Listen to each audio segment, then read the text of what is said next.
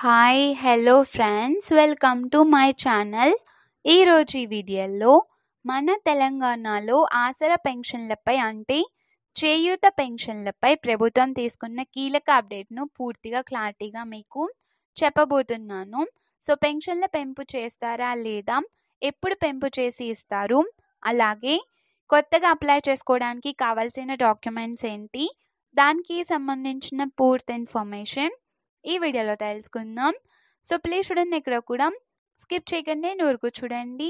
వీడియోని స్టార్ట్ చేసే ముందు మీకు ఒక small request friends, TG government నుంచి అలాగే సెంట్రల్ గవర్నమెంట్ నుంచి ఏ చిన్న అప్డేట్ వచ్చినా మీరు మిస్ కాకుండా ఉండాలంటే వెంటనే ఈ ఛానల్ని సబ్స్క్రైబ్ చేసుకోండి.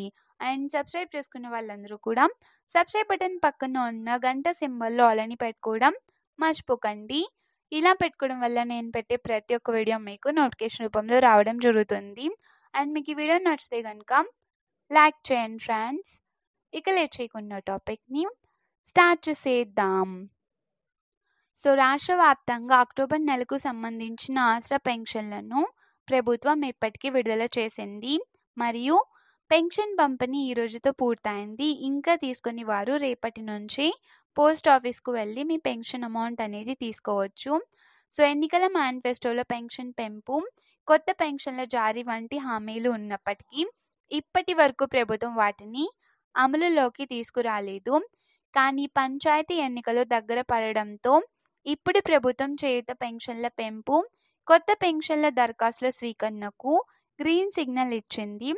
ప్రస్తుతం వచ్చే 2016 రూపాయల పెన్షన్ను 4000 రూపాయలకి, అలాగే ఇప్పటికీ 4000 రూపాయలు 16 రూపాయలు వచ్చే వికలాంగుల పెన్షన్ను 6000 రూపాయలకి పెంపు చేసేందుకు సిద్ధమైంది.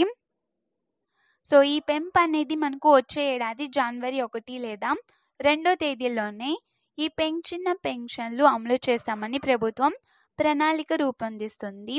నవంబర్ డిసెంబర్ పెన్షన్లను పూర్తి చేసి జనవరి నుంచి పెరిగిన మొత్తాన్ని అందిస్తామని కూడా తెలిపింది.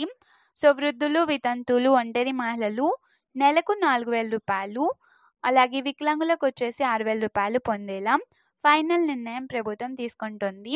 సో మరో ముఖ్యమైన విషయం ఏంటంటే కనుక గత 2-3 సంవత్సరాలుగా కొత్త పెన్షన్ కోసం ఎదురు చూస్తున్న వారందరికీ కూడా ప్రభుత్వం ఇప్పుడు దరఖాస్తులు స్వీకరించేందుకు సిద్ధమైంది. వితంతు పెన్షన్కు అప్లై చేయాలంటే భర్త మరణ సర్టిఫికేట్, ఆయన ఆధార్, అలాగే మీ Aadhaar, ration card, voter ID, income certificate సిద్ధంగా పెట్టుకోవాలి. సో వికలాంగుల పెన్షన్కు సంబంధించి అప్లై చేయాలి అంటే కనుక ఆధార్ కార్డ్, రేషన్ కార్డ్, సదరం అంటే దివ్యాంగుల సదరం సర్టిఫికేట్ ఉంటుంది కదా, అది, యూడి ఐడి కార్డ్, అలాగే ఇన్కమ్ సర్టిఫికేట్, ఓటర్ ఐడి అవసరం ఉంటుంది. అలాగే నేతన్న హెచ్ఐవి బాధితులకు, డయాలసిస్ పేషెంట్లు, వృద్ధాప్య పెన్షన్ కోసం కూడా సంబంధిత ప్రూఫ్లు తప్పనిసరిగా రెడీగా పెట్టుకోవాలి.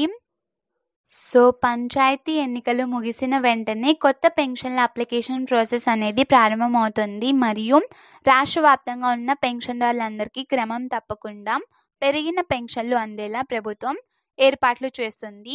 కాబట్టి ఉన్న పెన్షన్దారులు అలాగే కొత్తగా అప్లై చేయబోయే వాళ్ళందరూ కూడా అవసరమైన డాక్యుమెంట్లు ముందుగానే సిద్ధం చేసుకోండి. ఇది రాష్ట్ర వ్యాప్తంగా చేయుత పెన్షన్లకు సంబంధించిన తాజా అప్డేట్. వీడియో నచ్చితే తప్పకుండా లైక్ చేయండి. మీ ఫ్రెండ్స్ అండ్ ఫ్యామిలీ మెంబర్స్కి వీడియోని షేర్ చేయడం మర్చిపోవద్దు.